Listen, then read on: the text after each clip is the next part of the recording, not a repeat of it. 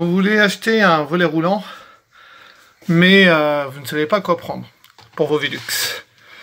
Donc, vous avez deux possibilités, ou électrique, avec une prise si vous êtes équipé, ou sinon en alimentation solaire. Là, on va parler des solaires. Voici comment savoir quoi acheter. Vous ouvrez votre fenêtre et vous avez les références. Ainsi, en magasin, vous ne pouvez pas vous tromper. Donc voilà, vous avez trouvé avec vos références le modèle qu'il vous fallait. Voilà pour moi, donc le MK04. Donc SSL pour dire que c'est solaire. Vous récupérez votre carton qui vous aura coûté quand même pour celui-là la modique somme de 525 €. Et voilà ce que vous découvrez.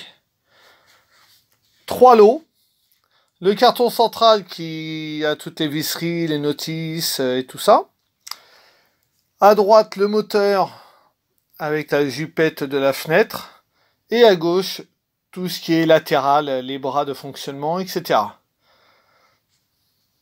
Donc, en outillage, vous n'aurez besoin que de ça. Une perceuse, une visseuse, l'embout que vous trouvez là étant fourni déjà dans le colis. Un tournevis pour démonter la fenêtre, si vous décidez de démonter la fenêtre. Un poinçon pour marquer l'emplacement ou faire les trous. Et donc, une poignée ventouse, là en l'occurrence qui vient de Leroy Merlin. Et qui est bien pratique, parce que, pour tout vous dire, la fenêtre, quand vous l'ouvrez, et que vous avez des trous à percer sur le côté, c'est très très compliqué. Honnêtement, pour avoir testé, faut se contorsionner dans tous les sens. C'est facile, 1h30, une bonne heure en tout cas de montage. Alors que si vous démontez la fenêtre, c'est impressionnant à faire, mais une fois que vous l'avez démontée, et en réalité vous gagnez énormément de temps parce que du coup vous aurez des grandes ouvertures. Sachez que les deux sont possibles. Donc ne vous inquiétez pas, si vous achetez pas de ventouse, vous pouvez quand même le faire, mais ça demande quand même du temps, de la souplesse et des grands bras. Voilà, donc je vous montrerai comment on démonte tout ça. Voilà, on va commencer à installer la ventouse. Alors essuyez la fenêtre pour que la ventouse accroche bien, tant qu'à faire. Vous positionnez la ventouse. Tac, tac, vous vérifiez que ça accroche bien. Bon là, il n'y a pas de problème. Ensuite, avant de démonter la fenêtre, on va gagner un petit peu de jeu en enlevant les rails latéraux qui vont un peu nous gêner parce que c'est un peu dans la largeur. Donc, vous avez des tétons, vous désolidarisez. On fait la même chose de l'autre côté. Hop, voilà. Vous remarquerez que forcément avec les années, forcément c'est sale, donc vous en profiterez évidemment pour faire un bon coup de nettoyage à votre fenêtre. Ce ne sera pas du luxe. Ensuite, vous avez un autre téton auquel vous accédez sur le côté. Attends, je n'ai pas enlevé encore. Vous appuyez dessus, hop, et vous levez vers le haut, puisque vous voyez, c'est accroché sur l'espèce de téton argenté qui se trouve au bout là. Donc il faut le relever vers le haut. Donc on appuie ici, vas-y, hop, et on le lève comme ça, voilà. Action moteur, ça tourne. Donc on a enlevé les parties latérales. Maintenant il va falloir qu'on enlève la fenêtre. Elle est tenue de chaque côté sur des axes ici et vous voyez il y a presse dessus. Mais vous n'allez pas réussir avec le doigt, il va falloir appuyer avec la tournevis. Pour cela, donne-moi le tournevis, merci. Vous allez voir, vous pouvez appuyer et ça reste en place. D'accord? Donc pas de crainte à avoir. Jusqu'à présent, tout seul éventuellement, si vous êtes costaud, vous pouvez le faire tout seul. Après, à deux, c'est quand même souvent plus pratique. Ça vous permet d'être guidé. Voilà.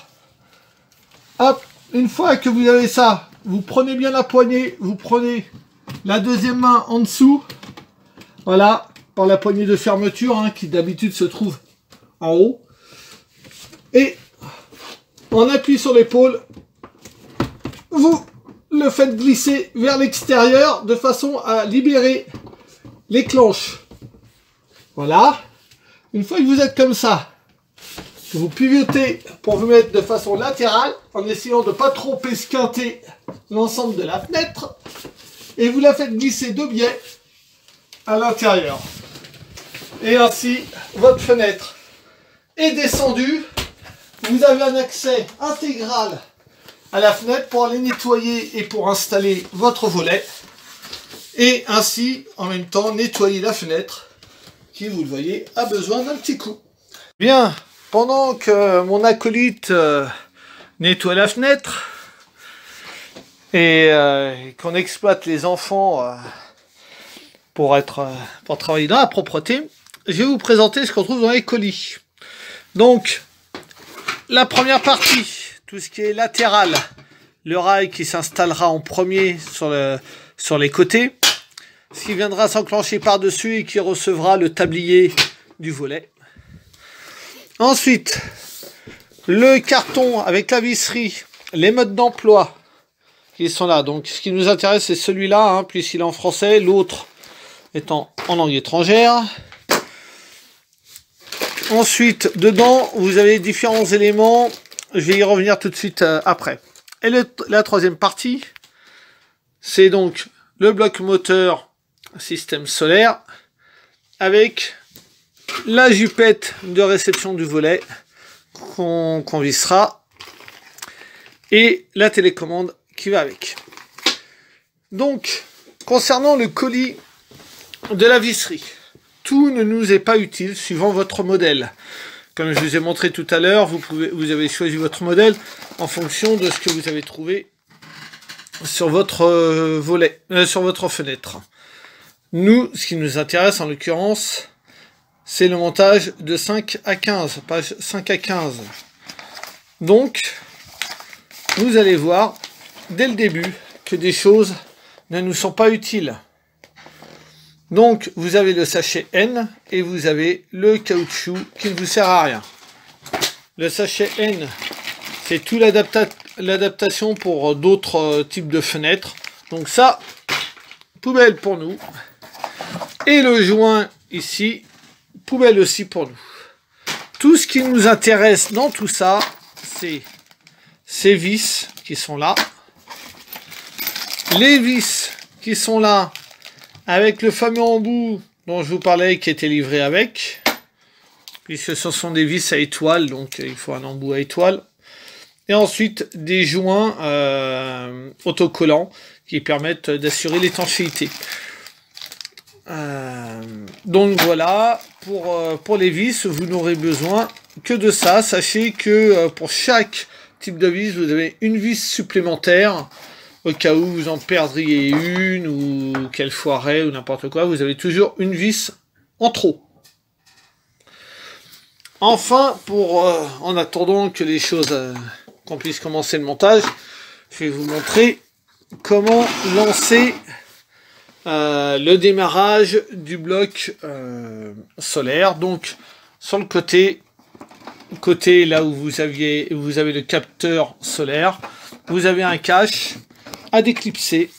Alors, je vais essayer de vous le faire sous les yeux, si j'arrive à le caler le téléphone, ce qui n'est pas gagné. Bon, je vais essayer à une main.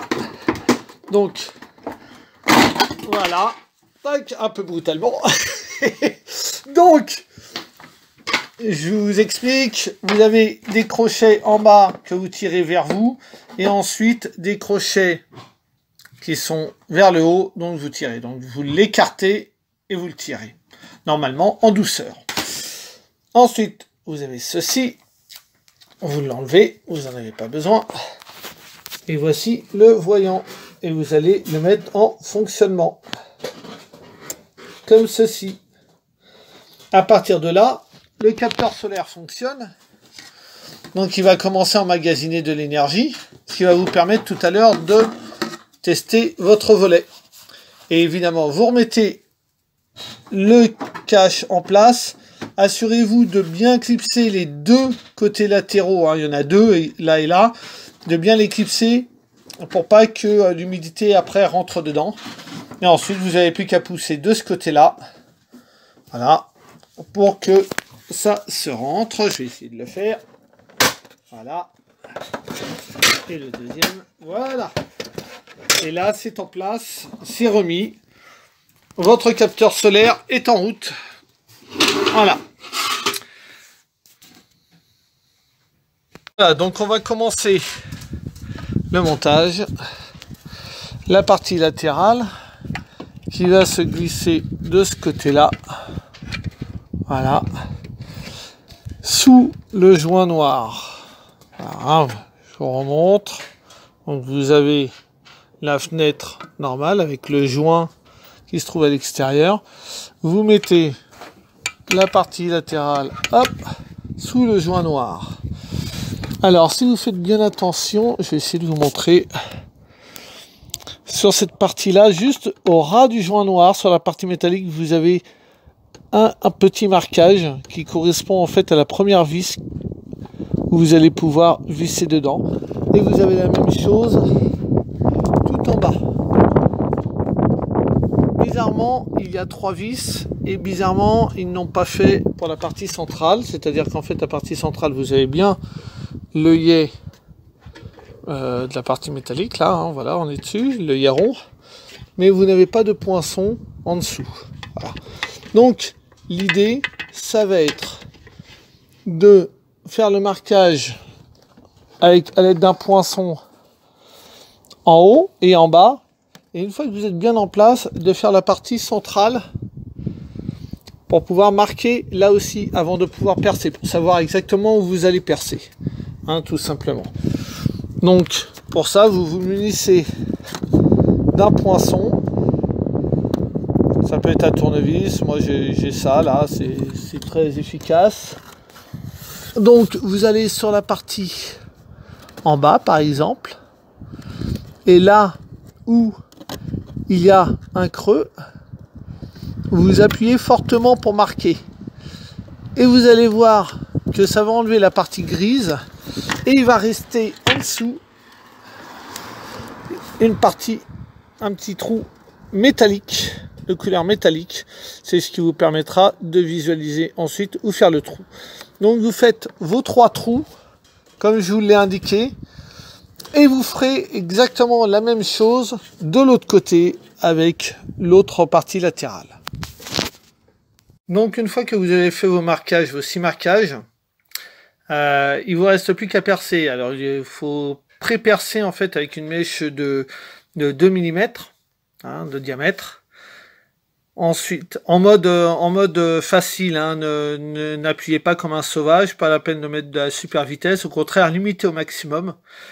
Puisque la couche d'inox est finalement très fine à percer, donc pas la peine, vous attendez pas à quelque chose de dur, c'est très très facile. Ensuite, vous allez visser avec 2 types de vis qui se trouvent dans le sachet D. Donc vous avez les 2 trous les plus hauts de la fenêtre, vont être vissés à l'aide de ces vis-là qui sont les plus petites du sachet. Et ensuite, vous avez 4 vis pour les 2 vis les plus basses qui sont un peu plus grandes comme vous pouvez le constater. Et enfin, vous avez les joints. Donc vous prenez une partie du joint que vous collez sur la partie où vous avez fait le trou, repérez bien où est le trou. Et ensuite, on passera à la partie vissage. Donc, le joint, vous prenez une partie. Vous avez le choix, soit vous mettez tout en premier, vous écrasez tout. Soit, moi j'en ai pris la moitié et l'autre moitié m'a servi à recouvrir la vis après visserie. Comme ça, du coup, la vis ne craignait pas l'humidité. C'est au choix. Alors, l'idée, c'est de mettre ce joint sur le trou que vous allez percer.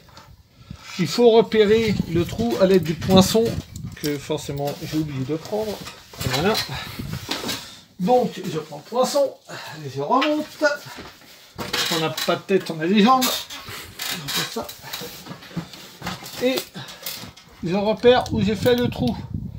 Donc je mets le poinçon à peu près là où j'ai mis le trou, je le cherche. Une fois que j'aurai retrouvé mon trou, qui est là, je repositionne mon joint de façon à ce qu'il soit bien écrasé. Il faut que vous compreniez qu'en fait, le joint qui va être là va se trouver écrasé entre ce métal et le métal qu'on va ramener et qui va être vissé par-dessus. Tout ça, ça va se retrouver écrasé, va faire la jointure, l'étanchéité. Et on va le faire à tous les trous qu'on a percés de la même façon des 6 côtés. Voilà, donc normalement, votre profilet maintenant est fixé, les vis sont en place.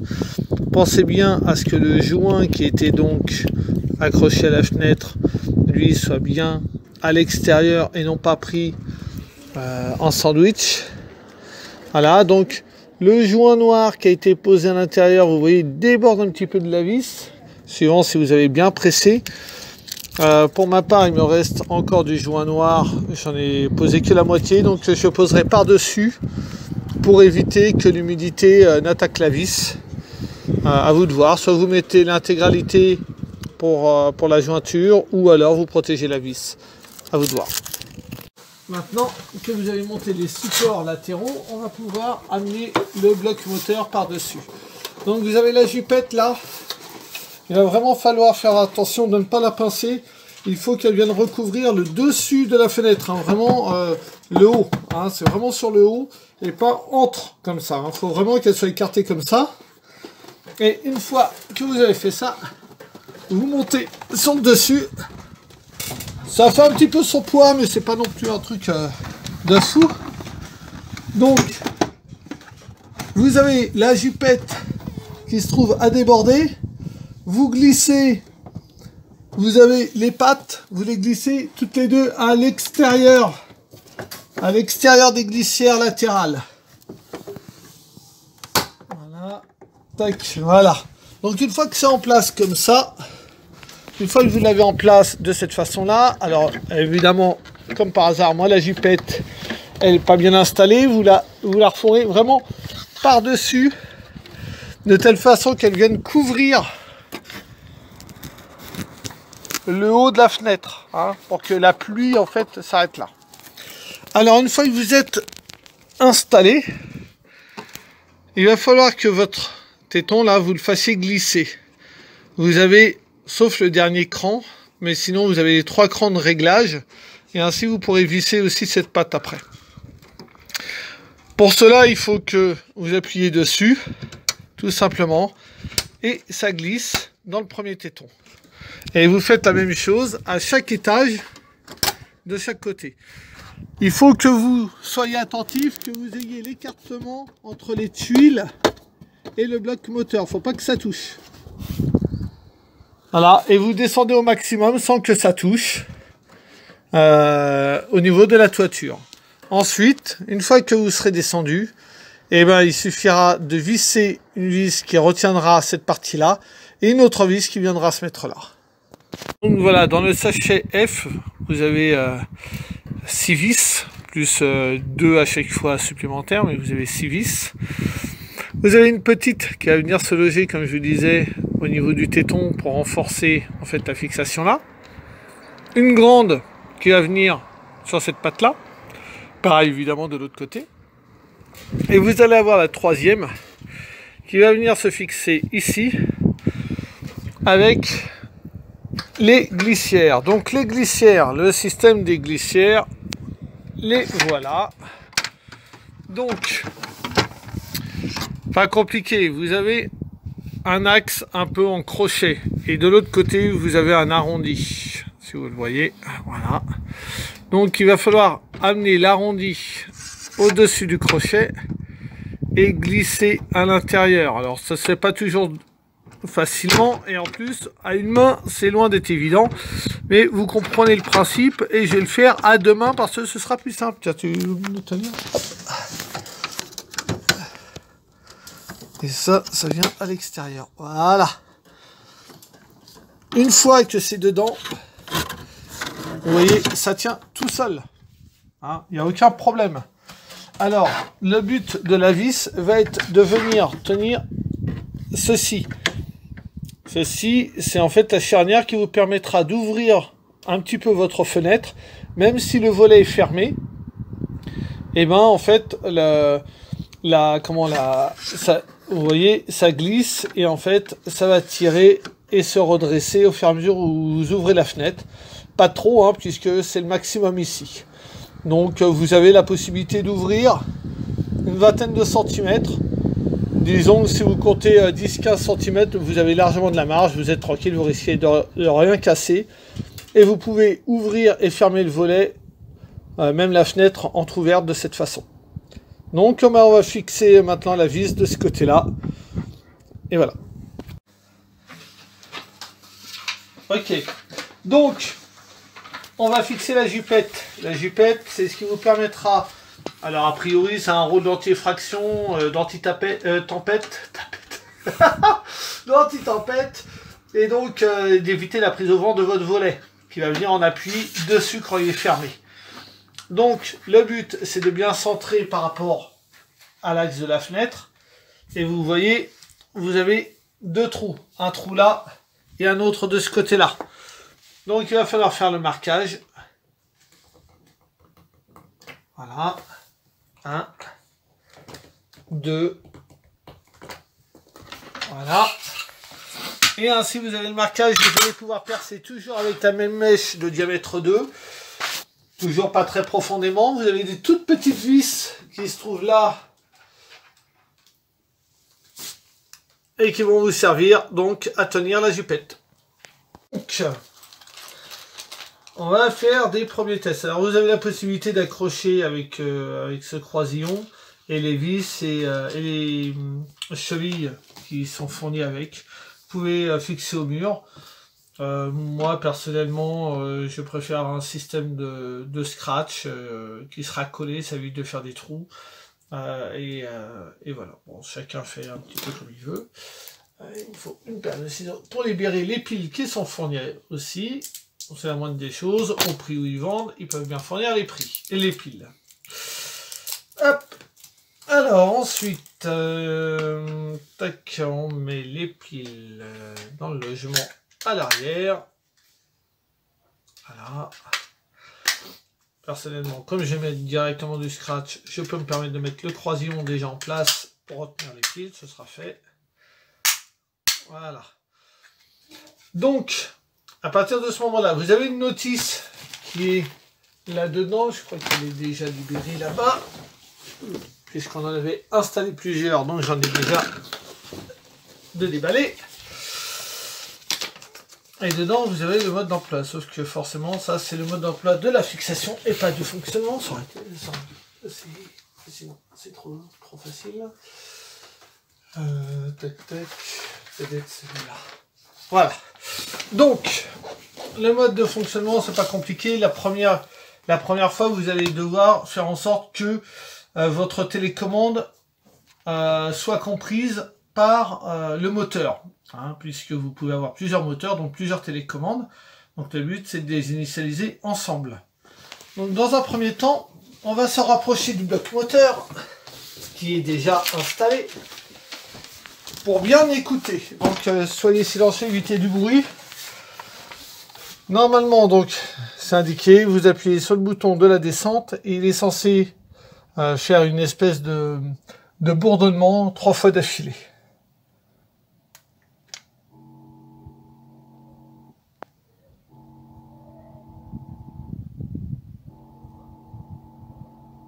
Voilà, il y a eu les 3 bourdonnements. Donc déjà, ils communiquent ensemble.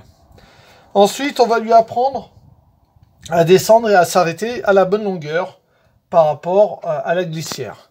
Donc pour cela, il faut compter 10 secondes après les 3 bourdonnements. Là, on est grosso modo à 4 secondes. 5, 6, 7, 8, 9, 10. Donc à partir de maintenant, on peut partir du principe qu'on va pouvoir faire la suite. On appuie sur le bouton central. pour lui indiquer qu'il faut qu'il la prenne. Et ensuite, on appuiera dans les 3 secondes qui suivent sur le bouton de descente.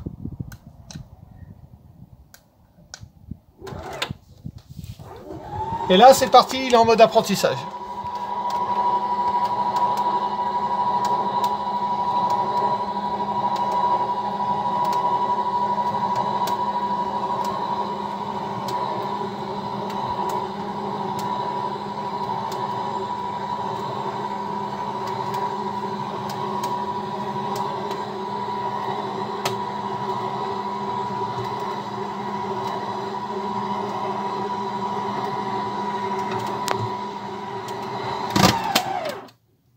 Voilà. Vous avez entendu, ça, il y a eu un verrouillage, ça veut dire que il a pigé la longueur. À partir de ce moment-là, vous pouvez l'utiliser comme vous voulez. Donc on va, dans un premier temps, le réouvrir pour pouvoir nous permettre de remettre tout simplement la fenêtre en place.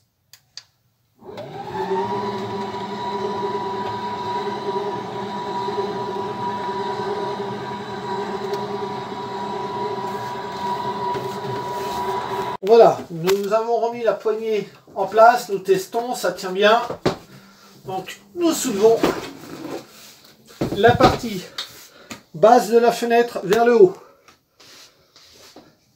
Le but, ça va être de remettre les crochets latéraux de chaque côté dans leur logement, tout en portant la fenêtre. Donc, comme je ne vous l'ai pas précisé au début de la vidéo, il est beaucoup plus facile, vous l'avez constaté, d'être au moins à 2, surtout si vous faites du nettoyage, d'être à 3. Mais 2, c'est vraiment l'idéal pour pouvoir le faire. Allez, hop!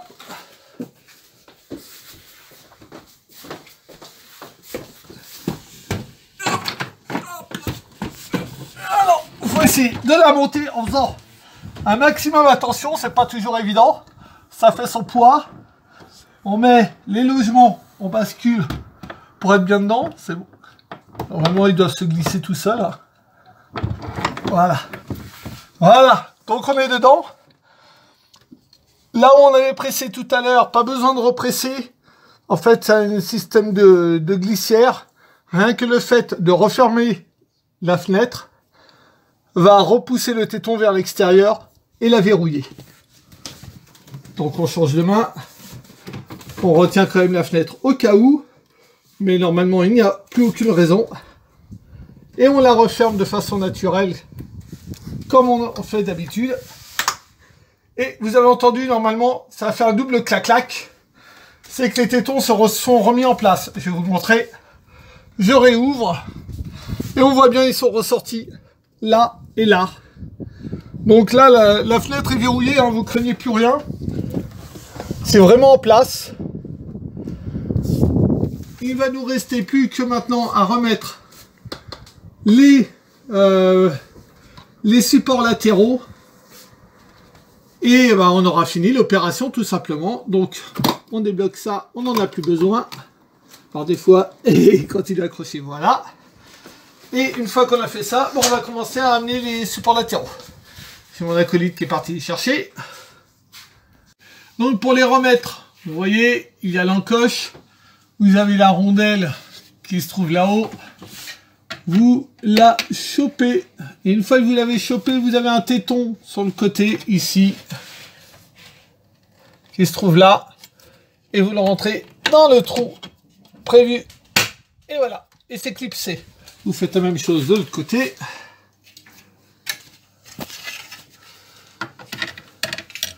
Donc on met la glissière.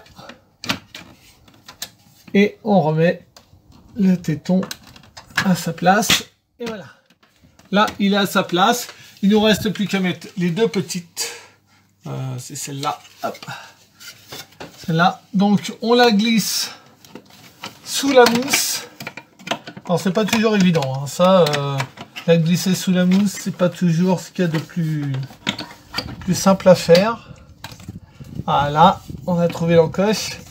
Et on doit glisser assez loin pour que le téton se mette dans son emplacement. Comme vous voyez là. On fait la même chose de l'autre côté.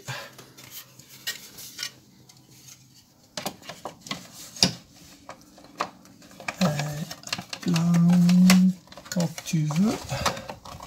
Ah, comme je disais, c'est pas toujours simple. C'est pas plus de jeu.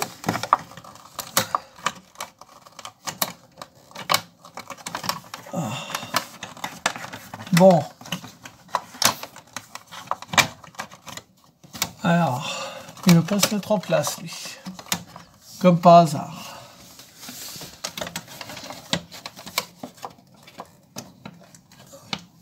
Ah ouais, j'étais allé trop loin. Voilà. J'avais poussé un peu trop loin en profondeur. Et voilà. Clac. Et une fois que ça c'est fait, vous voyez que vous pouvez refermer. On fait un test de fermeture.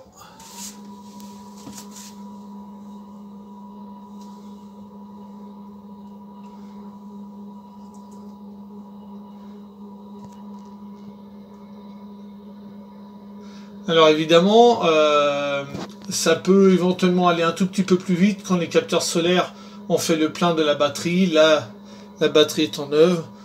Il n'y a pas forcément beaucoup d'énergie.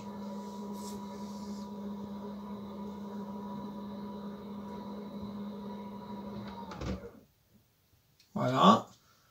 Donc, vous allez voir que, comme je vous disais tout à l'heure, vous pouvez ouvrir la fenêtre. Enfin, l'entrouvrir, hein, pas l'ouvrir complètement.